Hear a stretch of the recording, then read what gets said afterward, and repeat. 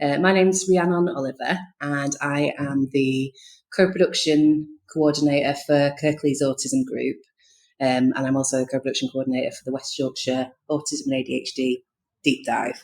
I've got a few members of Kirklees Autism Group with me today who are going to talk about what good advocacy looks like for neurodivergent people. Just a quick disclaimer on it. These are three people with their own experiences. So, as we all know, autistic people aren't all the same. So we've got three different people with three different life experiences, and what they say is reflected of their experiences. And maybe other autistic people, maybe not, because everyone's different. So I'll do some introductions going around the room. Let me move this mic. First up, we've got Josh. Do you want to say hi, Josh? Hello. This is Josh. Josh is from Huddersfield. In fact, everyone's from Kirklees. And we've got Emily. Can you say hi? Hello. Hello. And we've got Steve. Hello. Hello. For the purpose of the tape, Steve waved. So the way we're going to structure it today is we've got kind of three questions to explore, really, and to kind of get the conversation going. And the first one is, what does advocacy mean to you? I guess I'll start to warm us up a little bit on this one. So before I became a co-production coordinator, I worked as a qualified universal advocate, so that's a professional advocate. And some of that is statutory advocacy and some of it's non-statutory. And in a nutshell, it is supporting people to have their voice heard professionally and getting paid for that.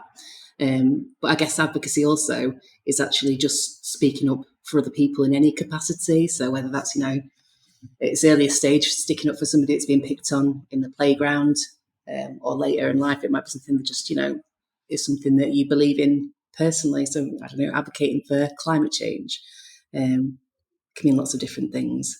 I'll pass on to you, Josh. Yeah. What does advocacy mean to you? Why are you looking at me? Well, when it comes to advocacy myself, in my opinions, really, I would say a lot of that comes from how what I had to deal with growing up. Like, for me, advocacy for a start started off with really my family basically advocating for me to get the best education I could. Like, for a start with, there was difficulties in my junior school, during my junior school years, and later on during the start to high school, when I was to head to Colne Valley High School, that ended up they would have put me on a special class, which my mum didn't agree with, and that resulted in me being moved to Honley High School, which was where everything went on from there, really. It was... So something like a mainstream school? Yeah. And your mum had to advocate so that you weren't just dumped in a special class just because of having autism? Yes, it was basically that, really. And it was also really much a struggle throughout all of that time. I think my mum would be well aware that she ended up having quite a few names being called in the emails and stuff like that. Oh, wow. Yeah. Yeah, a lot of people kind of, especially in the autistic community, I think, especially growing up, their only advocates are their family. Yeah. And so you need that really strong kind of connection with family. Yeah. And I think really, if you're a parent and you understand that sort of person's difficulties and the fact that they are not being provided for during that time, I think really a parent should really always value trying to get them the best form, no matter what it is, really, in my personal opinion. Yeah. I guess a lot of that is how lucky you are as well. If you've kind of got parents with those skills or that kind of drive to advocate for you, like you've obviously been really lucky. Yeah. Well, I think it helped in my case because my my dad actually does helps people with very serious autism, and that's probably how it came along. Really, I think that's had part to play. Good cheerleader. Cheers, Josh. Emily?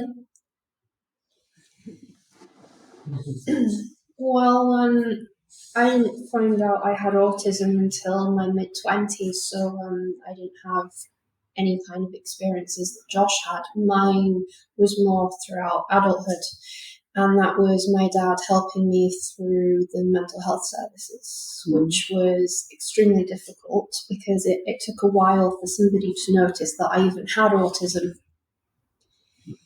And when that finally happened, it was very difficult navigating the system because people didn't quite know what to do with me, so they were just passing me around until I eventually got a diagnosis.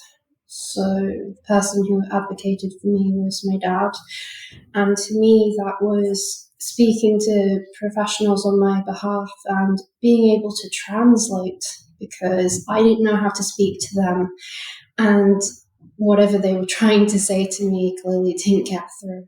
So yeah, totally. Sort of like I've been through the mental health system as well as someone that it's suspected ADHD, but neurotypical sort of in terms of not having autism. So it's the same kind of barriers aren't there in sort of communication in the same way.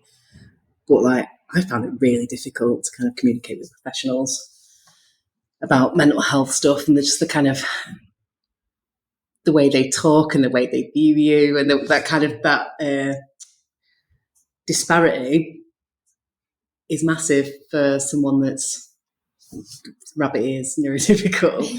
So it must be like an extra layer of barrier, just an extra hill to climb, isn't it, as well, when you're kind of autistic? it was extremely frustrating. And when I got the diagnosis of autism, I was told that everything was going to be different and people understood me, and none of that happened. Things didn't really get any better. I mean, my dad still navigated things for me, and that helped a lot. I don't know where I'd be without him, to be honest, because the amount of support he gave me was incredible. But the mental health service, just speaking from my own experience, when it comes to dealing with autistics, I think they are pretty much useless. I mean, things need to be carefully considered and reevaluated if they want to actually help people with autism. Yeah, completely agree. And that channeled for a lot of feedback that we've had from doing this deep dive as well. Steve, what does advocacy mean to you? Advocacy, well, I'm the old person of the group. For the record, Steve is 100 years old. Yes, I went for psychiatric analysis age 10, and this was in the mid-60s. So there wasn't, I mean, at that time, autism meant just one fraction of what would be recognised as autism now. And certainly no one who was intelligent would be thought of being autistic. So basically, they couldn't find out what was wrong with me. And yet, wrong with me. That's the thing. But I think now, having had to spend a lifetime of being told how you ought to behave, is I think the first stage of advocacy is advocacy towards other autistic people, which is it's okay to be how you are. And then the second stage is towards people who are not autistic, who admits they're all right to be what they're like, to be how they are. And that's where it begins. Just acceptance of you are who you are, despite whatever labels someone may or may not want to put on you. That's insightful. That's great. The next question we've got is, what are the strengths of neurodiverse people when it comes to advocating for themselves and others, which you kind of started on a bit there, Steve. Well, I guess I'll go back to you on that one. So I guess the way I think about this, and the example that I gave when we were talking about starting this podcast actually, was when sort of talking to Emily. Sort of, I work quite closely with Emily for Autism Partnership Board. And I can tell by how kind of angry and tense she looks right now doing this podcast. The public speaking isn't something she enjoys, and will do it if she absolutely has to. That was a raspberry, not the other. Yeah, charming. But also, that's kind of my strength, is being able to take what Emily's told me or what she's furiously writing on a piece of paper and shoving under my nose at those meetings and say it out loud. And Emily's strength is being absolutely spot on and pedantic about when these meetings are, who's invited, what time they start, what team's meeting link it is, and all the stuff that my ADHD brain can't keep a lid on. And so we kind of, in that respect, we complement each other quite a lot, and there's kind of like an advocacy partnership going on there. So I guess, Steve, you know everything there is to know about autism, pretty much. Much of what there is to know about autism. What do you think of the strengths are for autistic people advocating for themselves and each other? Well, I think any advocacy for autistic people by anyone, autistic or not, has to be based on what the autistic people are actually saying, and not for people to go off and do what they think is right. Yeah. I shall keep a lid on that. Go on, that is one of the things I can blow over. Give us an example. The people need to know. People need to know. Yeah. At church, there's a prayer meeting, and they say, let's go into groups. Let's go into groups when I've been working as well. And I can't really concentrate on the group I'm in because I can hear all the conversations of the other groups.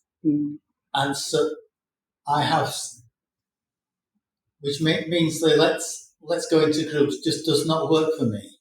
My autism can't deal with it. But someone thought the idea was,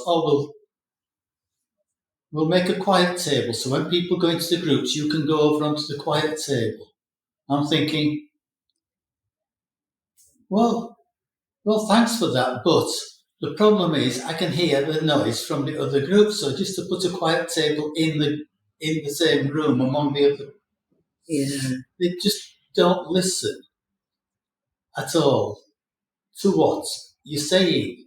They listen to part of it and then go off and do what they think's right, and it's not right. Yeah, assuming that they know what you say or what you mean without even listening to you properly in the first place. Yeah. I mean, I tend to be rather precise in what I say, and strangely, I get misunderstandings about that, which if I drop it and start saying things which are imprecise and I don't like saying because there's room for movement, because most non-autistic people think like that. I get understood better when I'm not being precise about things, which I find very strange because my mind doesn't work imprecisely. Is that just with like neurotypical people though? Because I know you talk a lot about double empathy. Like you can have that same conversation with another autistic person and they'll get what you mean from the off without you having to negate their expectations of what you're going to say next. Does that make sense? Negotiate. Okay. I'm going off on my own tangent there. So. No, well, I'm just saying that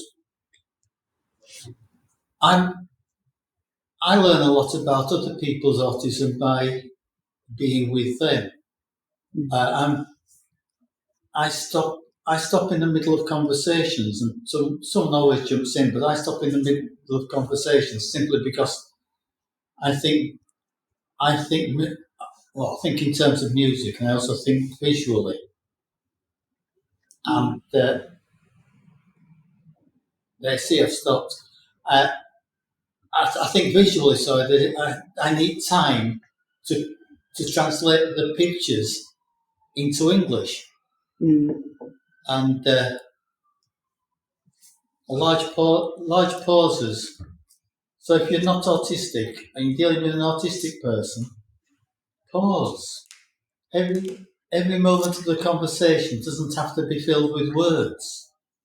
Yeah.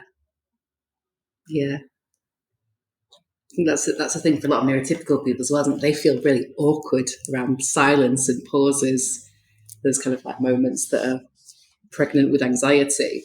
And I used to have that loads, especially sort of when I first started working with autistic people. I'd be like, oh God, this silence is killing me. And I think they felt the same way, and they absolutely didn't. They were just like, yeah, it's just a natural break in the conversation. It's fine.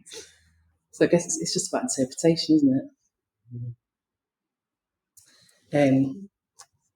Emily, Josh? Well, when it comes to like just what the topic itself, for me, I think what also comes to the fact for me in my personal experience is that also that some people, that it's so easy to what's the word now? I'm trying. Here's the thing. I had it there with me, and now I'm like, hey, it's gone. That's fine. But yeah, when it comes to like going back onto the subject, like how people just assume that they know how to deal with it, when in truth it doesn't. I think it comes from the fact of just of not understanding themselves a lot of the cases, and I think it doesn't help with if someone puts like if someone puts like information that isn't exactly correct really at times as well. Like we know of some autism groups that are not very liked because it's written in because they are mentioned in such a way that feels not just patronizing, but also like almost like, have they even known these sort of people before? And I think I'm going to put a quote on this, like from a YouTuber that was from the first time I actually ended up learning a bit more about my autism, is that when it comes to how it can be best advocated, I think really is trying to understand that person's strengths as well, which is like some people can only do things like most people can do things like a certain percentage, while others can do things like 100%. Like for me, it's like I'm an artist, an animator, and I try to do, and I open myself up to research and stuff like that at the moment, trying to find out things and stuff. Stephen is good with all of his abilities. I think as we've already mentioned, and Emily also good at what she does as well. And approaching stuff as kind of like strengths based rather than deficit based as well. So I think this is quite a recent thing in advocacy as well. Sort of it used to be that it's kind of like, look at this, what this person can't do. What can I do that they can't do? And that's a really patronising model, and it also sort of stops you finding out what people are like. Whereas actually, if you kind of like sit down with someone, just get to know them first, like from the stuff that what's important to them, what are they into in their personal life, what are their values, what do they hate, what do they love, and what are they good at, and then looking at how you can build on that and enable people to kind of advocate for themselves in future as well. Emily? I think it's a common mistake people make with autism, not just autism, to be honest, anybody with a disability, mental health condition, etc. When they find out you've got a condition, whatever that might be, they focus on what you can't do. They never focus on your strengths. They always say, right, you have all these weaknesses. That means you're not normal. That means you need to be babied for the rest of your existence. And they never bother to find out, well, what actually can I do to help? How can I use your strengths to kind of balance out the things that you can't do to make sure that you're still heard? Yeah, totally. Yeah, when I sort of look at how good autistic people are at supporting each other as well. So obviously, for a bit of context, Kirklees Autism Group is primarily a group advocacy project. So we have socials and stuff, so people can hang out and get to know each other and sort of maintain those relationships. But we also sort of bring stuff to the forefront that's affecting autistic people. So, Josh is doing a survey at the minute about the kind of effect on the financial crisis, cost of living on autistic people in Kirklees and those kind of issues, and bringing those up as well. But I think so sometimes people come to group and they've had a crap week, something terrible's happened to them, or they need to speak to a professional about something. They can be really anxious about it. And I guess from my own stereotyping, stuff that I had assumed that people wouldn't be able to support them with because it's something they struggle with themselves, have been really great at offering that support. Maybe not necessarily the kind of knowledgeable advice about what they need to do next on paper to meet a certain legal requirement or something. Sometimes that. But also just that kind of, I've got your back, I'm going to support you to do this, and looking after each other.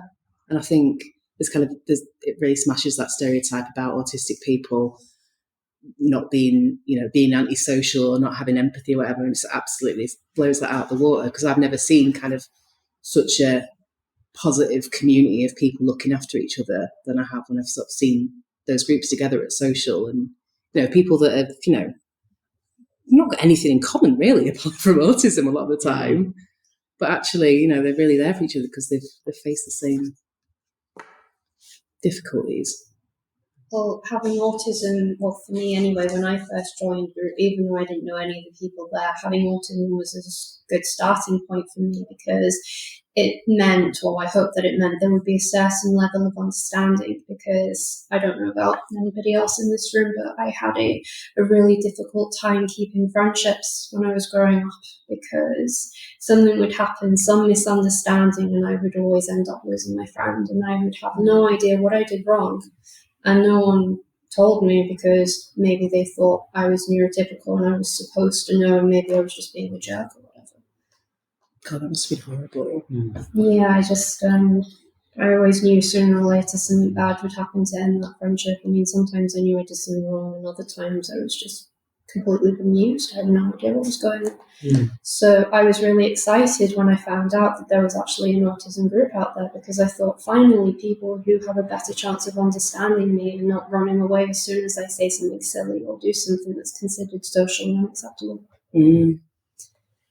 Yeah. God, the idea of navigating being a teenage girl.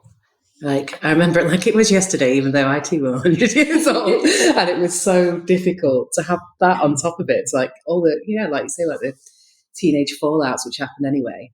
But at least for me, I knew why they were. It's usually because we've been bitching about each other.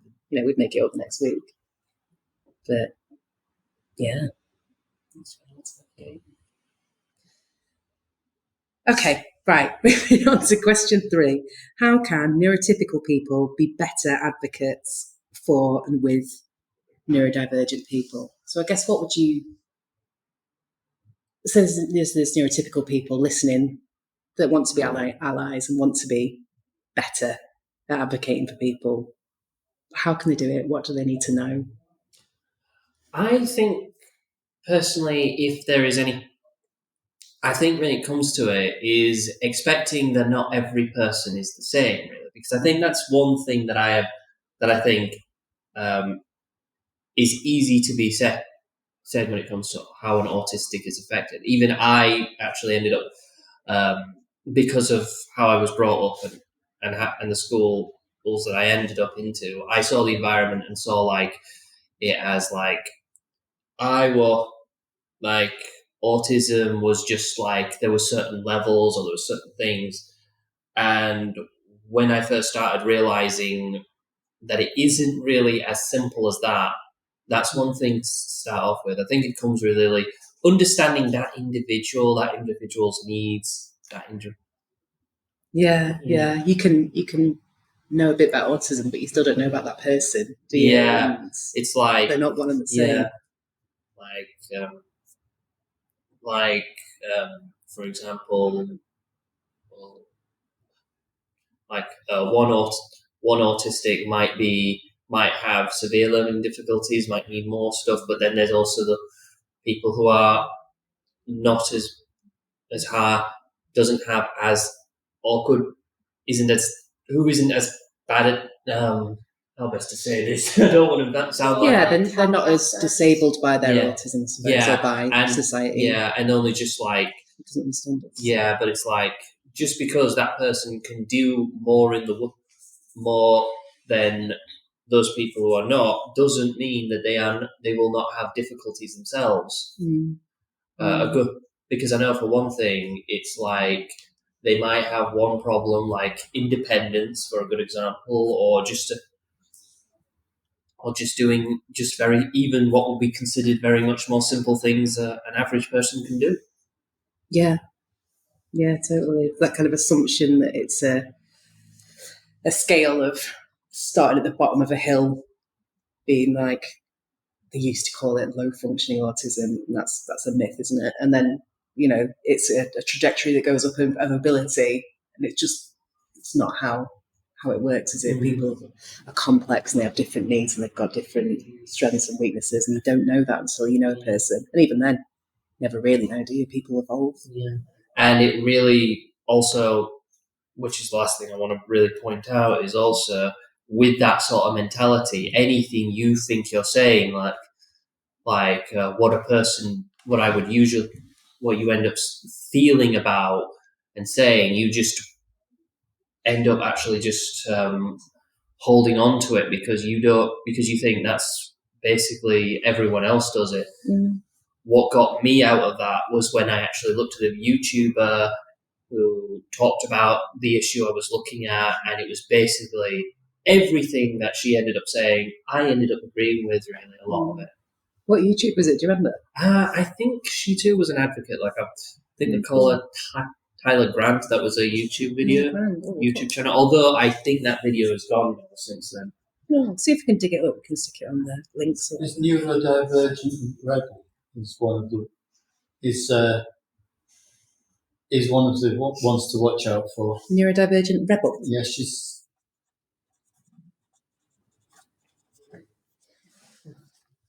should be a bit. If she was a little bit less antagonistic to the neurotypical people, but she's really good at explaining things. I think they can take a little bit of it.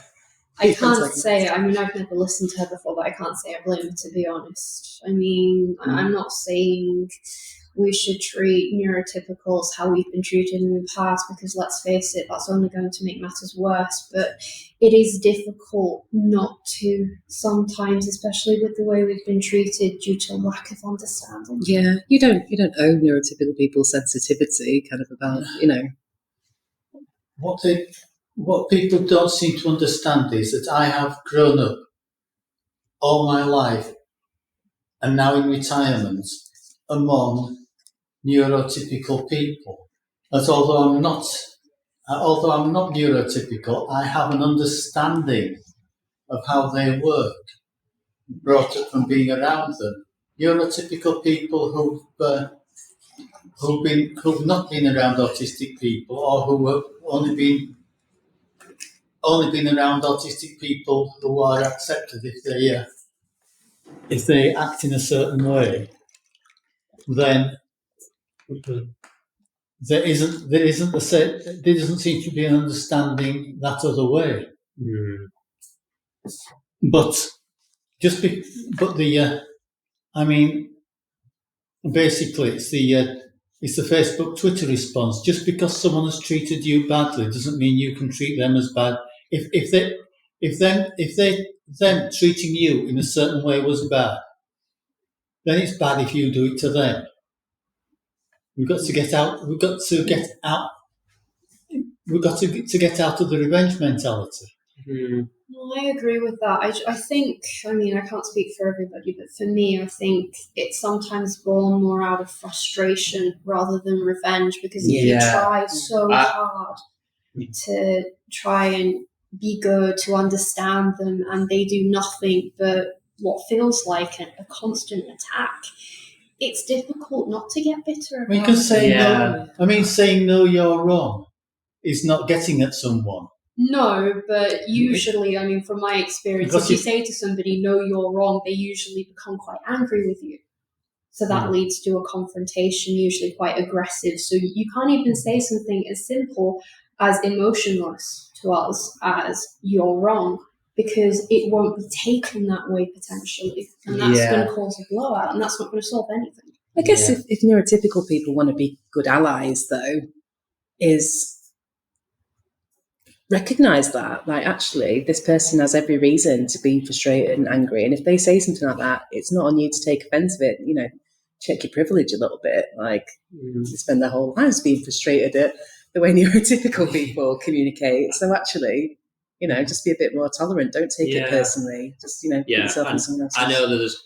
I know definitely just inside, like back in my, like just in my own little corner of my home, really, I do feel like that anger sometimes, but I try to really keep that just out of the way. Really, it's like, it must be difficult, though. I think, you know, everyone should be able to express themselves freely, and I think especially for autistic people who that kind of having to check yourself all the time, having to second guess, like, is this appropriate to say? Shall I say this? That's something that neurotypical that comes more naturally to. That's an exhausting way to live.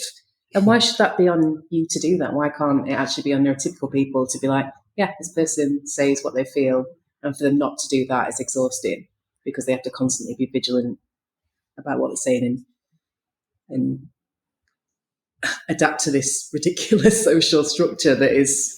It's particularly cultural as well, isn't it? You know, if we go to other places in the world, people talk to each other differently, whereas we wouldn't expect them to change their culture to adapt to ours. So why do we expect autistic people to change their behaviour to adapt to neurotypical behaviour? Does that make sense? Yeah, it does. I think another problem, someone actually pointed this out to me once.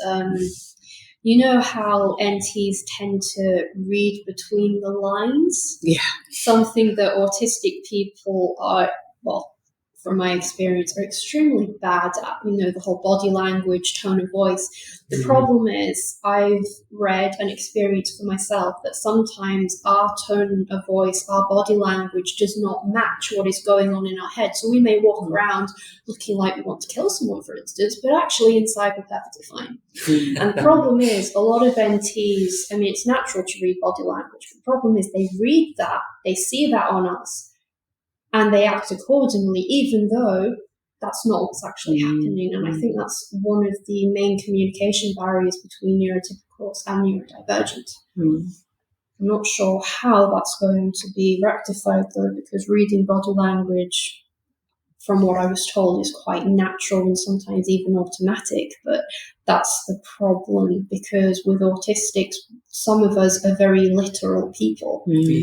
And like I said, our tones of voice and our body language doesn't always give you a clear window to what's inside our head. I can also add on to that sometimes, as well as this is also wording. Like I did a video, I've done at least two videos about my experience searching for work at the moment. I still got that third audio of it to finish off. And that was more or less non-scripted. So I was having a hard time thinking of what to say. But I'm pretty sure there's points there where I sound a bit more, well, I wouldn't say antagonistic, but I know that I've worded it in a way that makes it sound a bit more insulting than I intended for it. I think I tried my best not to, but it's like it was the best I could come up with at the time. And I know for a fact that I hoped it didn't come out that way, but yeah. I just don't think it's something you should have to beat yourself up about, because it's something, you know, that comes naturally to you. People are who they are. They speak how they speak. And if someone else has an issue with it, that's their problem. It's not yours, you know what I mean? And I know it's easier said than done when you're kind of like ruminating on stuff in your head about, oh, how did I sound? Because we all do that. Yeah. But I think, you know, it's important to be kind to yourself in that situation. I've also noticed that some people take honesty as a blatant attack or a sign of rudeness or aggression. Look, I know I've put on weight, Emily. Just say it. You look great, Rhiannon, as Thanks, always. thanks. Did you catch that? I look great. Go on, Steve, what are your thoughts? I'm just taking what's been said. You were looking very thoughtful. Mm. Or maybe that's my neurotypical judgment of what your expression was. I'm trying to get back onto thinking and take the silly jokes out of my head, which is... I'm all for silly jokes. Yeah, please tell Well, you us. said taking things literally. The first thing that came into my mind was someone once called me a kleptomaniac. I took that literally.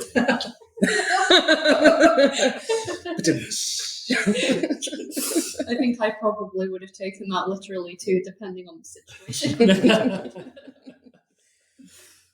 To which I would have responded, prove it. You haven't got any CCTV footage. I made sure there were no cameras. Where are the witnesses? Where's the CCTV footage? Has the photograph been tampered with?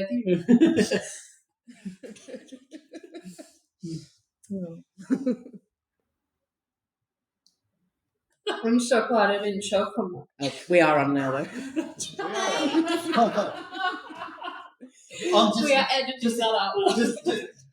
No, leave the choking in. We can always have a bit of blood. Okay. The thing about advocacy is what you're doing. Each bit of advocacy, you're adding a drop into the pool so that when the next person, it's a slow process. You're just dripping another. It's like another drop of water into the sink. It takes a long time to fill up, but eventually, people who've heard something before, will hear something again. It may bring something to the mind, and eventually, people will get the idea that adjustments are needed to allow people to thrive. You know, things like some people can't cope with over bright lighting. For the record, we are sat in a very dark room right now, like a seance in here, because it's a bit. Otherwise, it's fluorescent lights, which are going to do everyone's nutting. The room is powered by natural light. I'm doing this from the other side. God, Steve, that's dark. Yeah, when did you die? It was about 10 minutes ago. That's what the choking was. I thought you were dark. They're all dead. I will strangle you, Josh. I will strangle you. Oh. The record, she's not strangling him. If I'm a ghost, you know why. Blimey. I guess. So another thing we're going to look at is a bit of information for, I guess, professional advocates or volunteer advocates who might be meeting with somebody they've not met before that is autistic. So, group, what advice would you give to an advocate who's meeting you for the first time about what they may need to do to make you feel comfortable and to make sure they understand what you do and don't need advocacy support with, and how to deliver that? Again, like, I guess this is quite individual to you personally, but also bits of it will be relevant to other autistic people, if that makes sense. Does that make sense? Okay, it sounds to make sense. Emily? Well, when you meet an autistic for the first time and they come across as quite shy, don't treat every word that comes out of their mouth like an intelligent miracle. Like, I've met so many people in the past, and as soon as they find out I'm autistic, they start talking to me, and I get the impression that they're treating me like a baby. It could be incorrect reading on my part. It's just. Oh no, I've witnessed it. Yeah, That's one of the meetings I was referring to. It did feel like she was treating me like I was a baby, just because she found out I was autistic. Also, some people, when you come across anybody with a baseball cap or whatever, keep the cap over their eyes. Please, for the love of everything, do not force eye contact on them. And don't pat them on the shoulder. Just leave them alone. You can talk, just keep your distance. Find out what makes them comfortable first before you initiate any kind of physical contact, because it happened to me once and it made me extremely uncomfortable. And would it be all right for someone to just, well, I can't speak for everyone, but for you, would it be okay for someone to just ask, like, how would you like me to talk to you? What are your preferred communication methods? Because when I've done advocacy with people and stuff, I've sort of asked that as a first question, because some people don't want to speak to you at all, and some people might just like text the entire course of advocacy. It might be over text or a phone call, or you might never meet them. Yes, you should definitely ask. In my opinion, if you don't know something, ask. There's nothing wrong with asking for a bit of clarification, because if you don't and you assume it should be one way and the person actually wants it something completely different, you're going to potentially make them uncomfortable, you're going to make the situation tense, and they're going to be even less likely to open up to you, because they might already be feeling anxious about coming to you in the first place for advocacy. So if they feel even more on edge, you're not going to be able to get your job done, they're not going to be able to get help. What are you even doing there? Yeah. So we've got ask and don't talk down. Those sound like two very strong points. Yes, pretty much.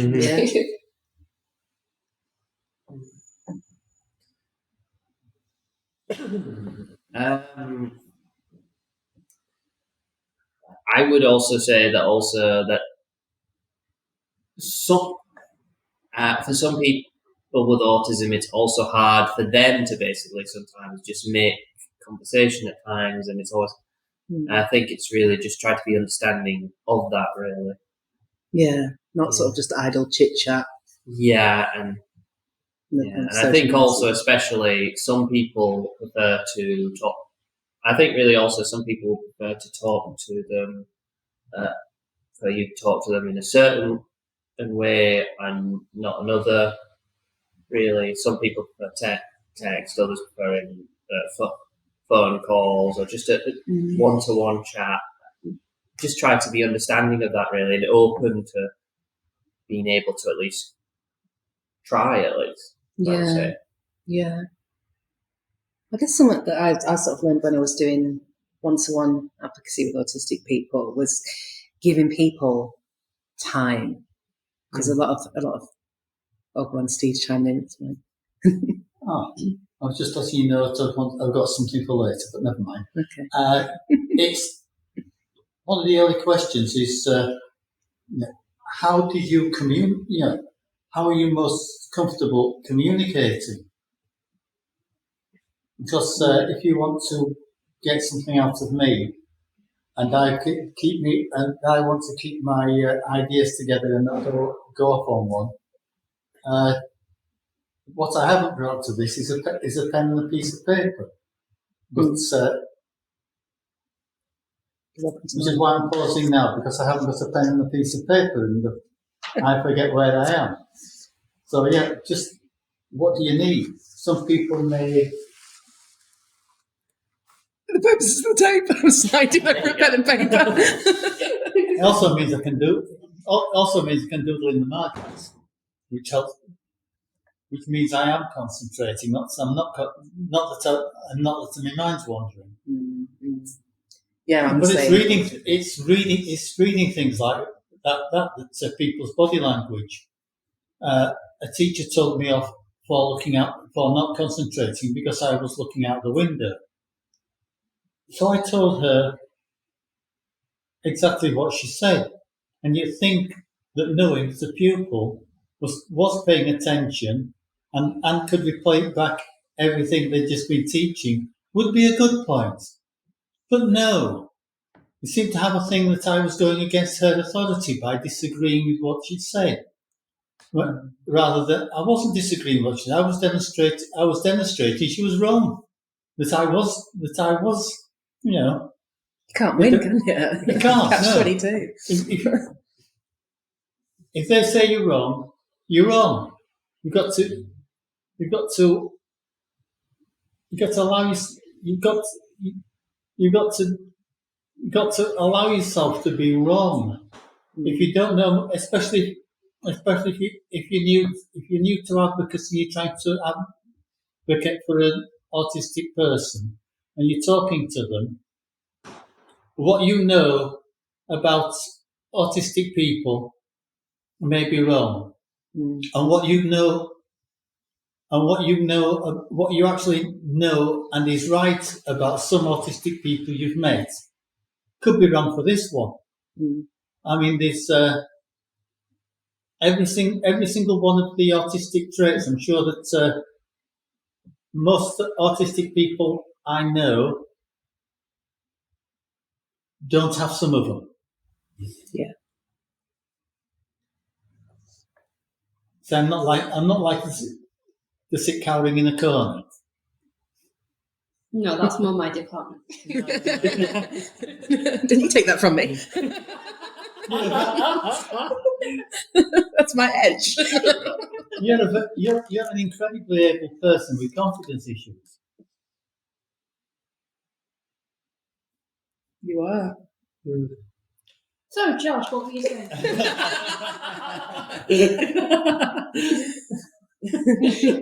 Loves people on the spot as well. Loves it. Maybe send her attention, she goes. No, I agree with what Steve says. You can't take everything you know about autism from wherever you've learned it from and apply it to the autistic in front of you.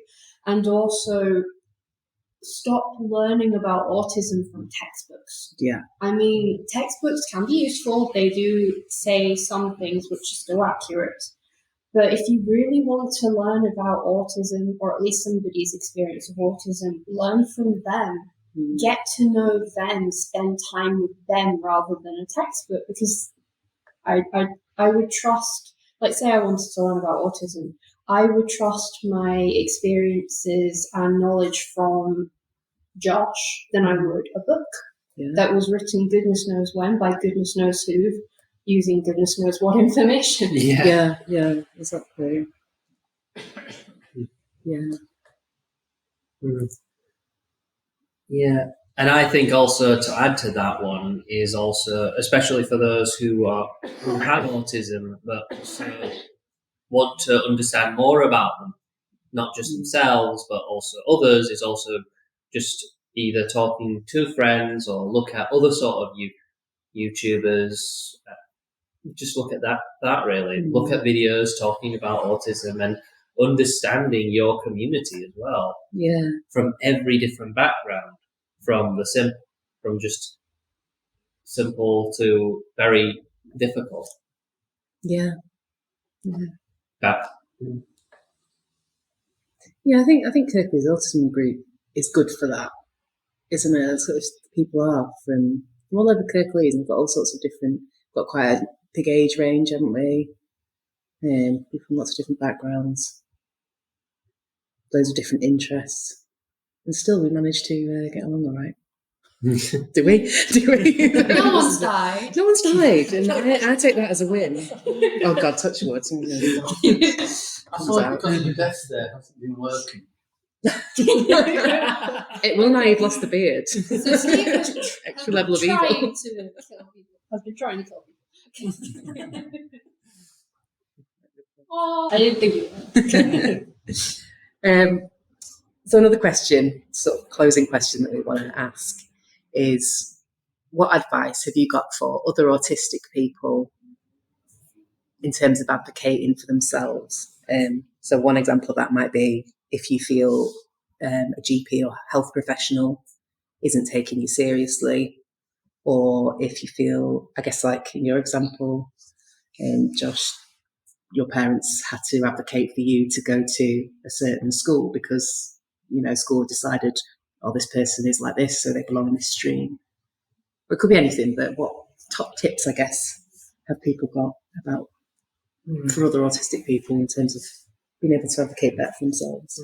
Well, I can start off by saying if it is, particularly to parents who are, if you feel like that person is not going to get the best ones from that school, keep fighting for their needs. Really, doesn't matter from what I've learned, doesn't really matter about what the school. What the school might say sometimes, they might not always be correct, especially if they haven't dealt with autistics before.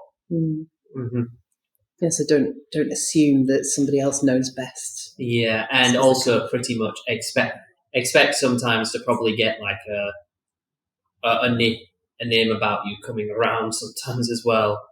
That's another thing. Be prepared for getting a reputation. Yes. Yeah. Yeah. It's a difficult one to navigate though as well, isn't it? So that can be quite intimidating for some people. But again, I guess that comes back to that's someone else's problem, isn't it? It's their problem with you. It shouldn't be, Yeah. Emily? Which scenario are we talking about? I guess a GP one might be a good one.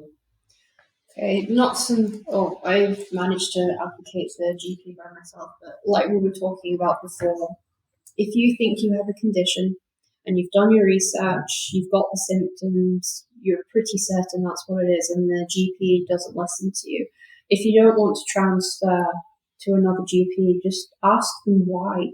I mean, and if you're greeted with the whole, I'm a doctor, I know better than you, then I definitely think about transferring, because doctors can be wrong. They're not infallible. Yes, they have a lot more experience and knowledge than we do, but we also know what's going on in our bodies better than they do. So it's a combined partnership that leads to treatment. And if they're not helping and they won't even listen to you, then it might be less hassle for you to transfer to someone who's going to be a little more understanding. But I definitely ask why they disagree with you first. Because maybe you're wrong, maybe they're wrong, but you're not going to find out anything if you don't ask why. Yeah. It's on that note as well, kind of as an advocate, like not many people know that they do actually have a right to choose about who does their medical treatment. Like you're allowed to say, I want to switch doctor. You're not appointed as one, then you have to stick with them forever. So I think a lot of people think that actually, you get what you're given in healthcare. It's just not the case, is it? I just remembered something. When I first got into the mental health system up here, I went to a doctor who turned out to be a junior doctor. Of course, I didn't know that at the time. Spent about 5 minutes talking to her. She got out her prescription pad, bearing in mind I was 16, and tried to give me antidepressants straight off the bat.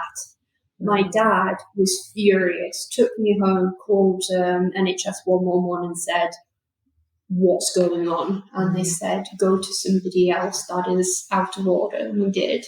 And luckily he did not try and force antidepressants down my throat, and he actually listened. So that was a very uncomfortable experience, because I was really freaked out when she tried to give me drugs like straight off the bat after talking to me for 5 minutes. Just as a go-to. She didn't even ask me. She just said, right, I'm going to prescribe you these. No discussion, no questions, just straight to medication. Not even proposing like alternative treatments or anything, straight into the cheapest and easiest for them. Yeah. She didn't even suggest therapy. She just handed drugs over. So sometimes it's worth. I haven't had any problems with doctors and with doctors. I had a perceived anger problem, was sent to a psychologist, the senior clinical psychologist, which means if you see the word senior, it means not a junior doctor, because basically junior doctors are anybody under consultant. So they can be very, very good and still be a junior doctor. I think my one was a newbie, a complete newbie. A newbie, right? Yeah. That's different, right? They said it was. But I've had a senior clinical psychologist say that I'm likely to be autistic and say I should go for diagnosis. I've got a GP who sent it in and for diagnosis. And I know he did that because I've got a letter from my health authority saying that there was no money for adult diagnosis out of area, which means that seeing as I was in Huddersfield and Kirklees uses Manygates, Wakefield, which is in a different health authority. It means there was no money for that. In late 2012, despite the Autism Act 2010, I found out since, saying that it is illegal to refuse a diagnosis on terms of cost. So basically, I have been illegally refused by one of the accountants, not a doctor.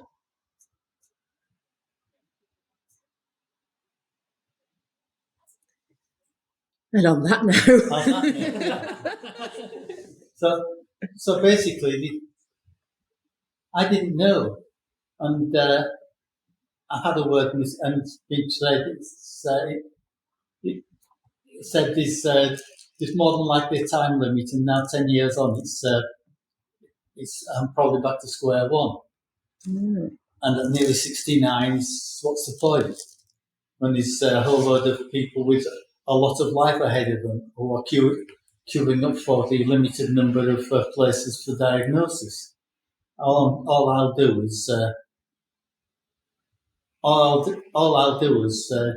take diagnosis time off someone else. Well, to wrap up, that is a story for another day, luckily for some local services.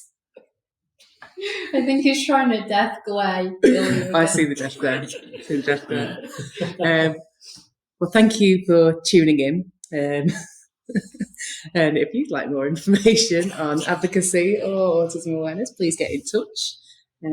Thank you to my lovely co-hosts today. It's been excellent. And yeah, happy Autism Awareness Week. Oh, that's not even that. Happy Advocacy Awareness Week. If you'd like any more information about Kirklees Autism Group, advocacy in Kirklees, or the West Yorkshire Autism and ADHD Deep Dive, you can find out through the Touchstone website. That's www.touchstonesupport.org.uk. Thanks.